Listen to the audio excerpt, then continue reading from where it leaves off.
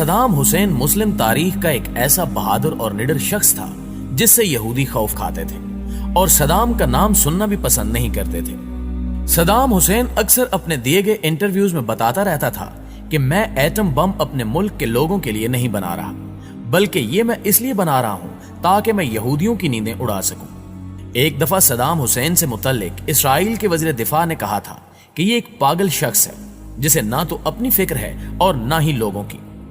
Saddam Hussein کفار کی آنکھ میں آنکھ ملا کر بات کرنے کا عادی تھا، اور جب بھی کوئی یہودی صدام حسین کو سازش کا حصہ بنانا چاہتا تو اسے ہمیشہ ہی منہ کی کھانی پڑتی۔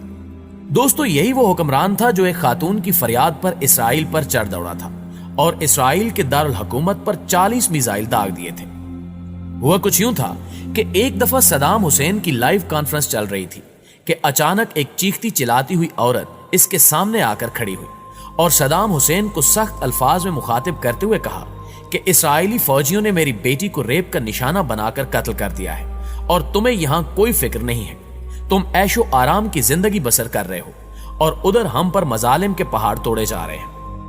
اس عورت نے مزید کہا کہ روزانہ ہمارے گھروں سے اسرائیلی فوجی ہم سب کی آنکھوں کے سامنے ہماری بہنوں اور بیٹیوں کو اغوا کر کے لے جاتے ہیں، جن کو بعد میں قتل کر کے پھینک دیا جاتا ہے، اور ہمارے چھوٹے چھوٹے بچوں کو سڑکوں پر گھسیٹ گھسیٹ کر مار دیا جاتا ہے۔ کیا تمہیں ان عورتوں، بوڑھوں اور بچوں کی چیخیں سنائی نہیں دیتی جو روزانہ اسرائیلی فوجیوں کی گولیوں کا نشانہ بنتے ہیں؟ کیا تم سے ان عورتوں، بچوں اور بوڑھوں کی چیخوں کا حساب نہیں لیا جائے گا؟ اس عورت کی یہ باتیں سن کر صدام حسین رونے لگا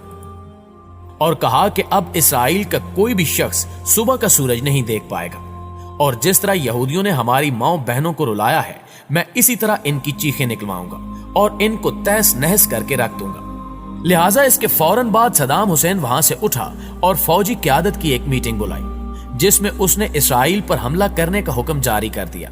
اور پھر اس کے حکم کے مطابق اسرائیل کے دارالحکومت پر 40 میزائل داغے گئے جن سے اسرائیل کے ہوش اڑ گئے۔ صدام اتنا طاقتور اور اپنی مرضی پر چلنے والا شخص تھا کہ کوئی بھی ملک یہ پوچھنے کی جرت بھی نہ کر سکا کہ اس نے یہ میزائل کیوں مارے ہیں۔ ان 40 میزائلوں نے اسرائیل کے دارالحکومت تل ابیب کو مٹی میں ملا دیا، جبکہ بڑی بڑی بلڈنگز تباہ و برباد ہو گئی اور ہزاروں یہودی جہنم واصل ہو گئے۔ مطلب جب یہودی امدادی ٹیمیں اپنے مرنے والے یہودیوں کو اٹھا رہی ہوتی تھیں تو اوپر سے ایک اور میزائل گر پڑتا تھا جو ان کو بھی موت کے منہ میں بھیج دیتا تھا۔